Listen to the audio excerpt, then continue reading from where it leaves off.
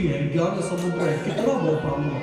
तो इन्होंने याद दिलाया, इनका धन्यवाद। तो कहने का तात्पर्य सुनो, जिस नवधा भक्ति को श्रीमान राम जी ने सबरी से कहा, उसी नवधा भक्ति को कपिल ऋषि ने, और उसी नवधा भक्ति के बारे में श्रीमान प्रहलाद जी ने भी वर्णन किए, प्रहलाद जी को भी वर्णन किया। तो श्रीमान कपिल ऋषि अपनी मां को कहते हैं, मां भक्ति के मार्ग अनेक हैं कि श्रवण कीर्तन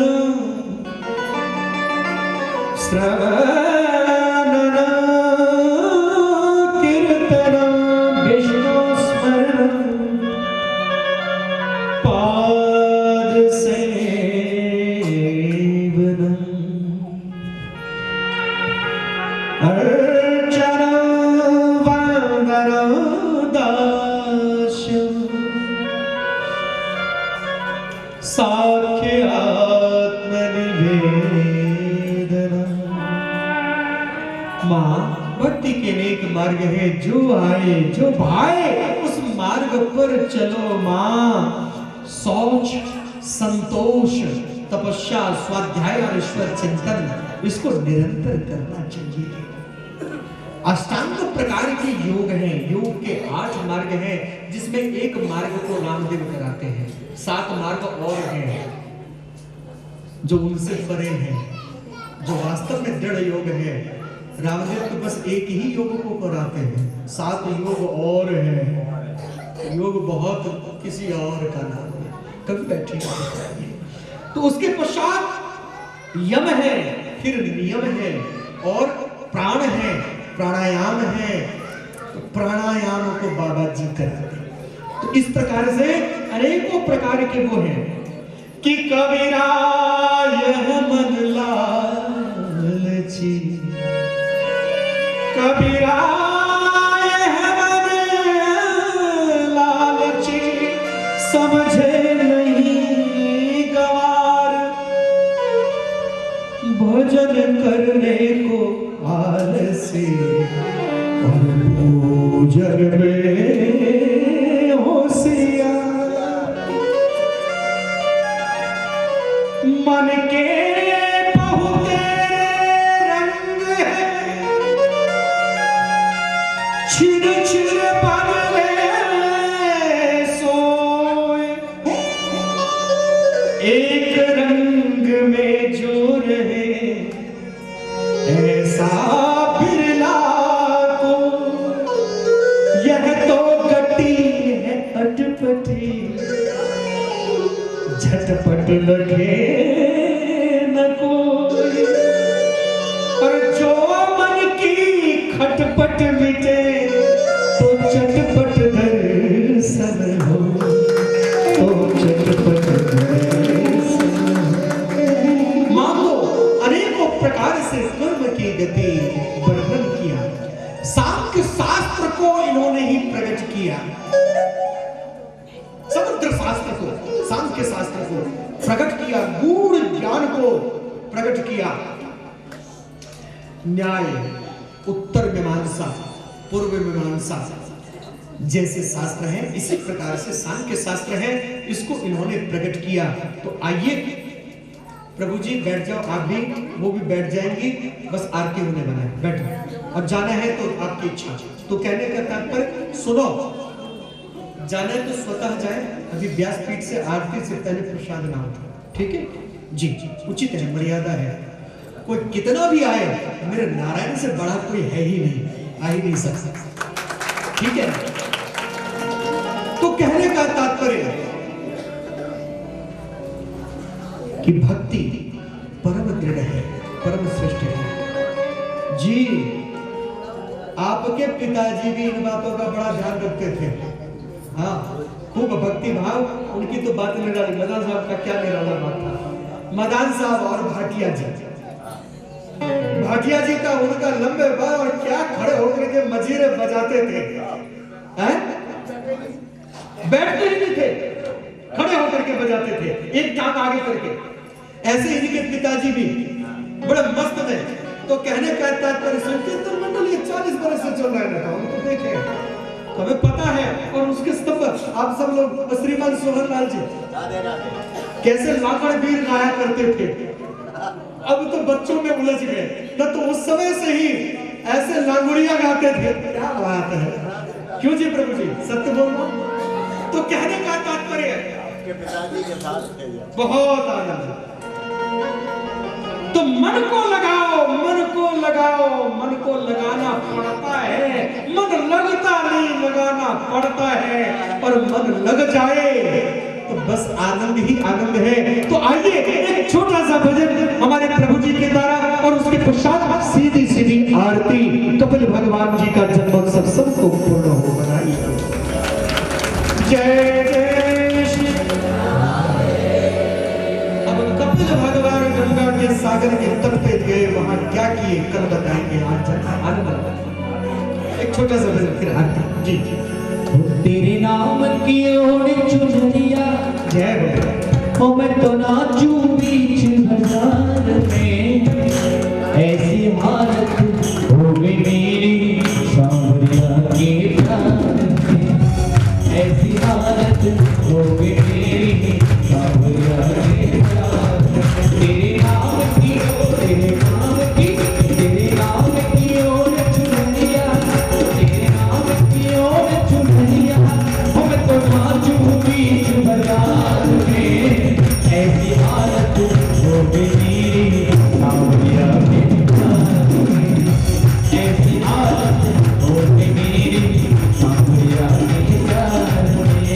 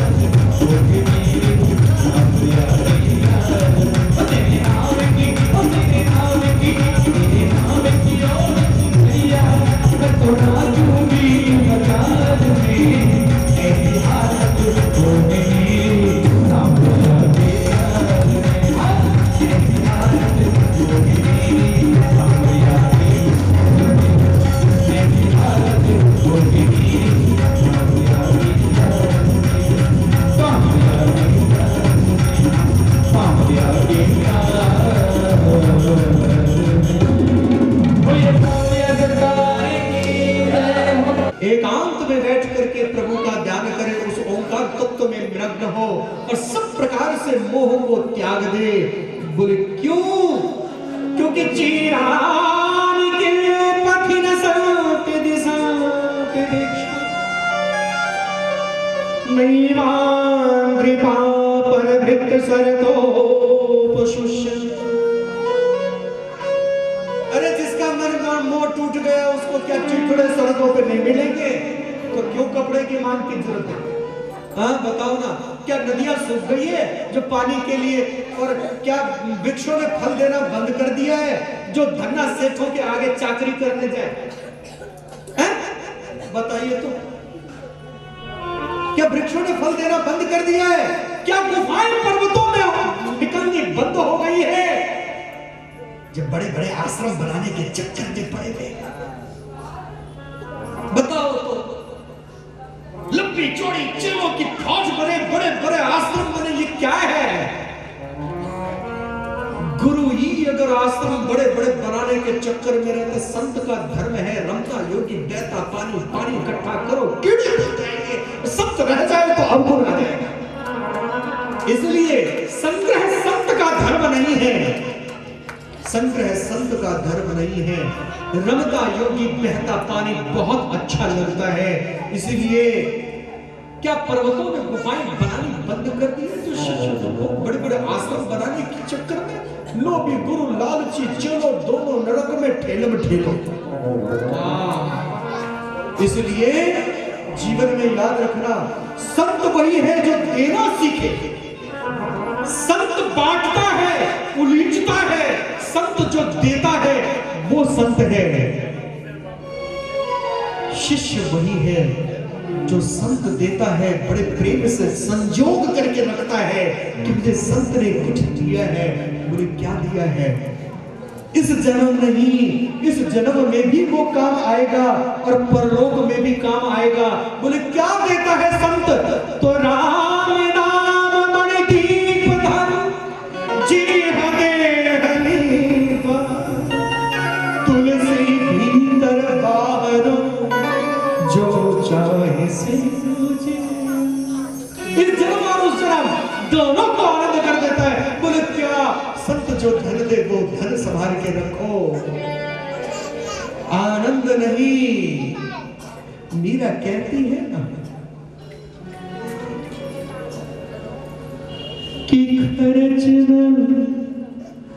खर्चे न कोई चोर न लूटे, दिन दिन बढ़त सहायो।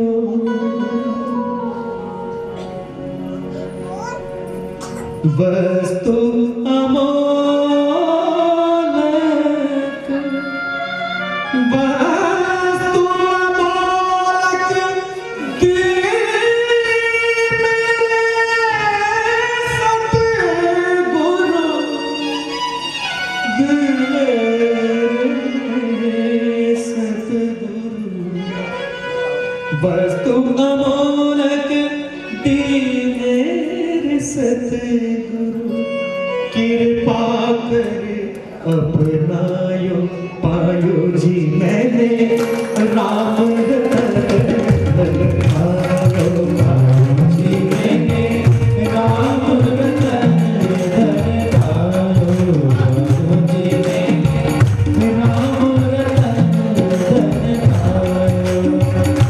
वस्तु अमोलक दीने सतगुरु, वस्तु अमोलक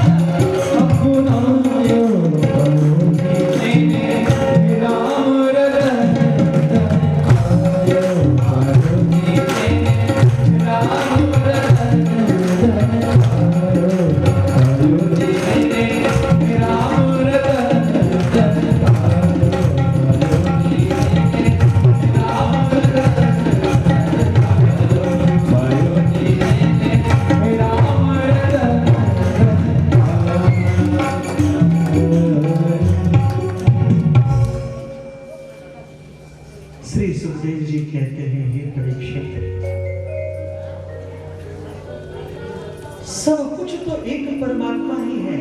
जिसको कुछ नहीं चाहिए वो भी कृष्ण को भजे, जिसको सब कुछ चाहिए वो भी कृष्ण को भजे, क्योंकि कृष्ण ही सबको सब कुछ प्रदान करने वाले हैं। जिसको कुछ नहीं उसको कृष्ण मिल जाते हैं, और जिसको सब कुछ चाहिए उसको भी कृष्ण दे देते हैं। इसलिए कृष्ण से सच्चा पक्का कोई नहीं, इसलिए निरंतर ब्रह्म के चरणों में मन को लगाओ, यही जीव का धर्म है। वास्तव में आदि अंत और मध्य सब कुछ केवल कृष्ण ही तो है। सृष्टि में नित्य निरंतर परम लीला करने वाले गोलोक धाम में, जो कि 4000 करोड़ विस्तार योजन का है, वहां पर मध्य गोलोक धाम के मध्य में वृंदावन धाम है। उस वृंदावन धाम के मध्य रासस्थली है। वहां पे कल्प वृक्ष के नीचे स्वर्ण में मंडित दिव्य सिंहासन पर रत्न से युक्त उस सिंहासन पर श्री राधा कृष्ण विराजमान है, जो राधा रानी के कानों के पास श्री सुखदेव जी श्री कृष्ण कथा भागवत निरंतर राधा रानी को सुना रहे। राधा रानी के परम शिष्य है सुखदेव जी महाराज।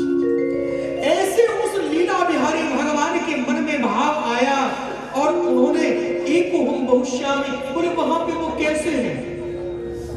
अरे पूछो ना वो कैसे हैं, वो किस रंग के, किस रूप के? तो वहां पे दिव्य नील मणि के समान दिव्य प्रकाश रूप में है ईश्वर। ईश्वर का स्वरूप क्या है? ईश्वर एक एनर्जी है, एनर्जी, ठीक है। ईश्वर प्रकाश रूप है और वह सहज प्रकाश रूप भगवंता। ईश्वर तेज स्वरूप है, वह तेज रूप में एक दिव्य प्रकाश है। वह प्रकाश धीरे धीरे धीरे धीरे प्रकाश आनंद लेता हुआ, घूमता हुआ, झोंकता हुआ, वह प्रकाश धीरे धीरे दो रूप में विभक्त हो जाता है। एक स्वर्णमय प्रकाश अग्नि जैसा, आप हम देखते हैं अग्नि के 7 रंग है ना, एक रंग हो जाता है तो कैसा पीला पीला, एक रंग नीला नीला, और नीले पीले दोनों रंग आपस में मिले हुए और सुंदर महाराज चल रहा है। उसी दिव्य तेज में से, उसी दिव्य तेज में से एक तेज किरण निकला, एक तेज किरण निकला जो कि जल में विलीन हुआ, और जल में विलीन होते ही वहां पर शीश प्रकट हुए। उनकी सैया पर साक्षात उस ब्रह्म के अंश से नारायण में प्रकट हुए।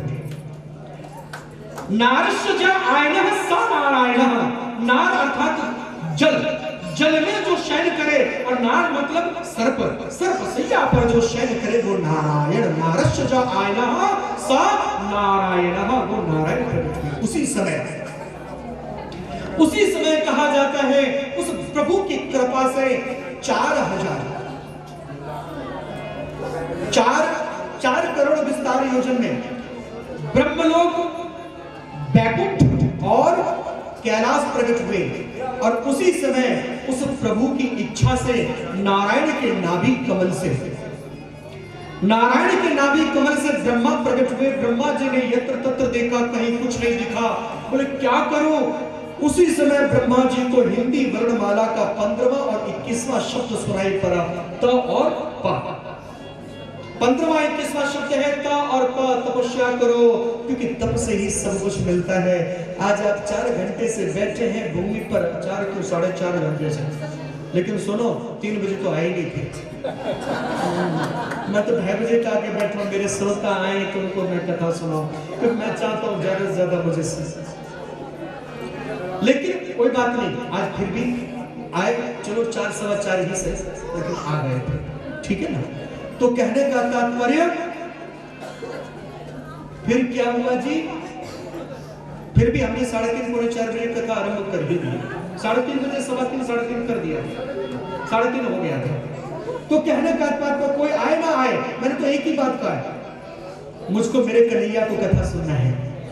श्रोता एक भी ना आए तो भी मैं अपने कृष्ण को कथा सुनाऊंगा। मैं तो टाइम से व्यास में बैठूंगा, नहीं तो भी मैं बैठ गया।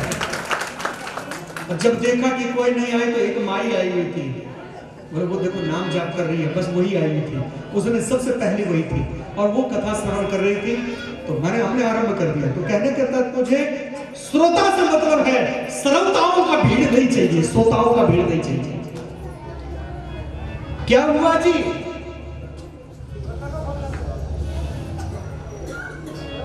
उसी समय शब्द जब सुनाई दिया, क्योंकि तपबल सृष्टि रचई विधाता, तपस्या के बल पे इसे संहारता है, तपस्या के बल पे विष्णु पालन करता है, इसलिए तप से बड़ा कोई भी नहीं है। इसलिए तपना चाहिए। आप इस सख्त जमीन पर बैठे हैं, इतने घंटों से कथा सुन रहे हैं, तो आप सख्त पे बैठे और मैं व्यास होकर नरम नरम गद्दे पर बैठूं और कहूं भैया हम तो नरम पे बैठे इसलिए कथा सुन रहे हैं, तो इसलिए सुनो। बड़ी सुंदर गद्दा लगा दिया था श्याम सुंदर शर्मा जी ने। शर्मा जी ने गद्दा बहुत अच्छा लगा दिया था, हमने हटवा दिया और देखना आकर के व्यासपीठ के ऊपर हमने भी आपकी तरह की, हमारी श्रोता सख्त पे बैठे, हम नरम पे कैसे बैठे। तो मैंने लकड़ी का पाटरा बिछा दिया और मैं भी पाटरे पर बैठे सख्त पे बैठे, मैं भी आपको कथा सुना रहा हूं कि आप भी सख्त पे बैठे तो मैं भी आपसे ज्यादा समय से सख्त पे बैठा हूं कि आप भी कथा सुनो, तो हम भी कथा इसी प्रकार से सुनाए। तो इसलिए चिंता ना करो, बराबर है मामला। तो कहने का तात्पर्य, श्रीमान सुखदेव जी कहते हैं ब्रह्मा जी तपस्या करने के लिए बैठ गए। तपस्या करते करते जब तप शक्ति चरम सीमा पर गई, तो उसी समय ब्रह्मा जी को स्वर सुनाई दिया, हे ब्रह्मा आप जो है सृष्टि का आरंभ करो। ब्रह्मा जी ने मानसिक सृष्टि आरंभ की। सबसे प्रथम स्वयं नारायण ही ब्रह्मा के पुत्र के रूप में, सनक सनंदन सनातन सनत कुमार के रूप में स्वयं पुत्र रूप में आए। तत्पश्चात इन्होंने, ब्रह्मा जी ने अनेक दिव्य मानसिक सृष्टि में पुत्र उत्पन्न किए, ऋषि मुनियों को उत्पन्न किया। जन्म लेते ही ये तपस्या के लिए चले जाते हैं कि हमारे जीवन का सार्थक है। तो अब सृष्टि का विस्तार नहीं हो रहा था, तो ब्रह्मा जी को क्रोध चढ़ा, भृकुटी को टेढ़ा किया। जैसे वक्र भृकुटी किया तो रुद्रगण उत्पन्न हुए, बोले तुम सृष्टि का विस्तार करो। वो अपने समान सृष्टि विस्तार करने लगे। तो अब क्या करूं? बोले बैठ जाओ ना प्रभु जी, 10 मिनट बैठ जाओ। तो अब क्या करूं? आगे बैठ कर बैठ जाओ प्रभु, बैठ जाओ 15 मिनट, प्रसाद लेके जाना। तो कहने का तात्पर्य सृष्टि का पुनः विस्तार करना आरंभ किया, और जब अपने ही समान रुद्र गणों के समान जब सृष्टि विस्तार होने लगे, तो सोचने लगे अब हमें क्या करना चाहिए। उसी समय क्या हुआ जी? ब्रह्मा जी ने देखा कि ये तो रुद्रगण है, अपने समान कर रहे हैं। बोले तुम छोड़ो, तुम तपस्या ही करने जाओ। वो तपस्या करने चले गए। अब ब्रह्मा जी चिंतित है, क्या करें? आकाशवाणी हुई यौनिक सृष्टि का विस्तार करो। बोलो यौनिक सृष्टि का विस्तार कैसे करें? कैसे करें यौनिक सृष्टि का विस्तार? पृथ्वी तो हिरण्याक्ष ले जा चुका है। तुरंत तत्क्षण भगवान ब्रह्मा जी के नासिका से प्रकट हुए और देखते ही देखते समुद्र का को चीरते हुए जाकर के हिरण्याक्ष को मार करके और पृथ्वी को धरा पर धारण किया। इस प्रकार से बोलो बड़ा भगवान की। बड़ा भगवान दक्षिण भारत में प्रत्येक मंदिर के खंभों पर बड़ा भगवान की प्रतिमा लगाते हैं। बोले क्यों? हर प्रकार से नकारात्मक शक्ति को, नेगेटिविटी को खत्म करते हैं। लोभ को समाप्त, लोभ के प्रतीक हिरण्याक्ष थे, उसको समाप्त किया। तत्पश्चात सृष्टि का आरंभ ब्रह्मा जी ने किया। ब्रह्मा जी ने मनु और शत्रुपा का निर्माण किया, उनको प्रकट किया और मनु शत्रुपा से सृष्टि का विस्तार करने को आज्ञा दिया। मनु महाराज के 2 पुत्र हुए, प्रियव्रत और उत्तानपाद, और 3 पुत्रियां हुई, आकुति, देवहूति और प्रसूति। श्रीमान ब्रह्मा जी के कहने पर उन्होंने अपनी पुत्री देवहूति का विवाह परम श्रेष्ठ कर्दम ऋषि से करना स्वीकार किया। और कर्दम ऋषि जिन्होंने ब्रह्मा विष्णु महेश्वर को भी प्रसन्न कर उनसे भी अधिक ब्रह्म को प्रसन्न किया। ब्रह्म ने कहा मैं तुम्हारे घर आऊंगा। ऐसे परम दिव्य संत कर्दम ऋषि ने विवाह करना इस संकल्प पर स्वीकार किया कि जो जब भी संतान हो जाएगा, संतान होने के पश्चात मैं पुनः तपस्या के लिए चले जाऊंगा। विवाह हुआ। विवाह होकर के आश्रम में आए। आश्रम में आते ही कर्दम ऋषि संध्या उपासना के पश्चात प्रभु का ध्यान करने बैठे। ध्यान करते करते ऐसी ध्यान लगी, बरसों बीत गए, बरसों बीत गए। देवहूति वहीं खड़े उनकी सेवा करती रही। जब नेत्र खुला तो कर्दम ऋषि ने पूछा, अब तो हद हो गया। कर्दम ऋषि ने पूछा, देवी आप कौन? देवहूति ने ये नहीं कहा मैं आपकी पत्नी, ये नहीं कहा कि मैं तीनों लोगों के स्वामी मनु महाराज की पुत्री, नहीं, हे नाथ मैं आपकी दासी। देवी खूब याद दिला, आपने मुझे उठाया क्यों नहीं? आपके संग तो मैं विवाह करके आया था, आपने उठाया क्यों नहीं?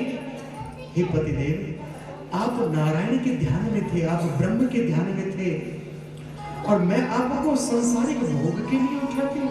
हे देवहूति, मैं आज धन्य हूँ तुम जैसी पत्नी को पाकर के। तुम जैसी पत्नी जहां हो वहां वही तपस्या है, और वही वन है, और वही परम साधना है। प्रसन्न हुए और तुरंत जल हाथ में लिया, देवहूति के ऊपर छिड़का, तुरंत युवा हुई, अपने ऊपर छिड़का और दिव्य भूमि पर छिड़का। तुरंत ही मन की गति से चलने वाला विमान उत्पन्न हुआ, जिसमें समस्त सुख था। विमान आरूढ़ हुए और विमान आरूढ़ होकर के चल पड़े संसारिक सुख सुविधा में, आनंद में। इसी दरमियान इनकी 9 कन्याएं हुई, 9 कन्याएं हुई। अब कर्दम ऋषि ने कहा, देवी अब तो मुझे जाने दो ना, 9 कन्याएं हो चुकी है, 1 2 नहीं 9 हुए। नाथ, जब आपने मेरे हर बात की लाज रखी है, मेरी सेवा से प्रसन्न यदि आप हैं, और यदि मैं आपकी उत्तम पत्नी हूं, तो आपसे प्रार्थना है एक संतान और हो जाए, एक लाल हो जाए। देवी आपने खूब याद दिलाया, मुझे स्वयं ब्रह्म ने वचन दिया है मैं तुम्हारे घर आऊंगा, नारायण ने वचन दिया है। उचित समय आया, कर्दम ऋषि के आंगन में देवहूति के पास स्वयं भगवान नारायण परम योगियों के भी योगी कपिल रूप में प्रकट हुए। बोलो कपिल भगवान की। उसी समय ब्रह्मा जी उनकी स्तुति करने के लिए आए, और ब्रह्मा जी ने स्तुति किया, और तत्पश्चात ब्रह्मा जी स्तुति करके जाने लगे, तो ब्रह्मा जी के साथ उनके 9 पुत्र भी आए। 9 पुत्र, ब्रह्मा जी को 10 पुत्र थे ना, ऋषि पुत्र 10। बोले 10वां कहाँ है? बोले 10वां अपना तंबूरा लेके प्रभु भक्ति में मस्त थे। बोले कौन? नारद जी, नारद। और 9 पुत्र जो ब्रह्मा जी के संग आए, तो कर्दम ऋषि ने कहा, हे ब्रह्म देवता, यदि आपको आपत्ति न हो तो आपके 9 पुत्र हैं, मेरी 9 पुत्रियां हैं, लगे हाथ इनका विवाह हो जाए। ब्रह्मा जी ने कहा, अति सुंदर। और उसी समय ब्रह्मा जी के ज्येष्ठ पुत्र मरीचि के संग श्रीमान कर्दम ऋषि ने अपनी कला नाम की पुत्री दिया। तत्पश्चात दूसरे पुत्र अत्रि ऋषि को अनुसुईया नाम की पुत्री दिया, जो कि परम पतिव्रता थी।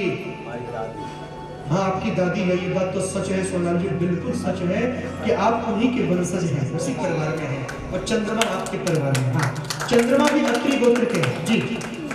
तो दूसरी अनुसुईया परम पतिव्रता हुई, और तत्पश्चात तीसरी पुत्री अंकुरा को श्रद्धा, पुलस्त को हविर्भू, और पुलह को गति, क्रतु को क्रिया, भृगु को ख्याति, वशिष्ठ को अरुंधति, और अथर्वा को शांति नाम की कन्या देके बहुत सा धन वस्तु देकर के विदा किया।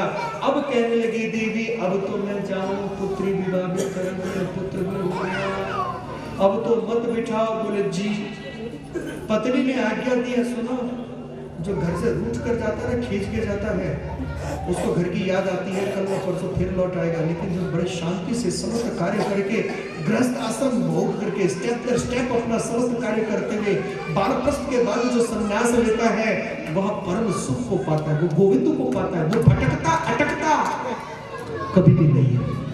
ठीक है ना? इसलिए अपने गृहस्थ को भोगो, सब जो काम मिला है, ईश्वर ने 4 आश्रम बनाए, तो चारों आश्रम सुख, चारों आश्रम का सुख भोगो। मोह में मत पड़ना। और सुनो,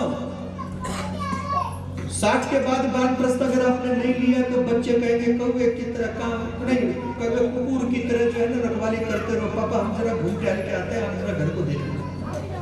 अब रखवाली कौन करता है? सब जानते हैं। तो कहने का तात्पर्य, और जैसे 70 बीतेगा उसके बाद भी अगर अपने आप को किसी पवित्र स्थान पे सब चीज से एकांत करके गोविंद के चरणों में मन ध्यान नहीं लगाओगे तो बच्चे कहेंगे देखो ना, ये जाता भी नहीं है, भरता भी नहीं है, हमेशा काम काम काम काम करता रहता है। अरे कौन? कौवे की जोड़ी भुगतना पड़ता है। इसलिए चारों आश्रम को भोगना जरूरी है। इसलिए उचित समय पे तीर्थ यात्रा इत्यादि सब कुछ करना जरूरी है। श्रीमान कहा जाता है कि श्रीमान हमारे कर्दम ऋषि चल पड़े पत्नी को प्रसन्न करके, पत्नी से आज्ञा लेकर के दिव्य मार्ग पर। इधर पुत्रियां भी चली गई, ऋषिवर भी चले गए, आश्रम इतना बड़ा सूना सूना बड़ा उदास रहने लगी। कौन? देवहूति बहुत उदास रहने लगी, मन नहीं लगता है, बहुत उदास है। सोचने लगी क्या होगा। अपनी माँ को उदास देखा तो कपिल ऋषि उनके पास आए। माँ आप उदास क्यों है? बोले पुत्र क्या कहूं, मन लगता नहीं है। तुम्हारी बहनें थी, चहल पहल था और सब चले गए, मन बिल्कुल नहीं लगता है। माँ मन लगता नहीं है, मन को लगाना पड़ता है। माँ अपने आप को भक्ति में लगाओ, ब्रह्म के चरणों में लगाओ। कि भक्ति योगो बहुविधा मार्गेण भामिनी भाव्यते स्वभाव गुण मार्गेण पूषा भावो विभीत्यते। माँ मन लगता नहीं, लगाना पड़ता है। भक्ति के अनेक मार्ग हैं, 9 प्रकार के मार्ग हैं, जिसको रामायण में शबरी को स्वयं नारायण ने कहा। नवदा भक्ति जिसको अभी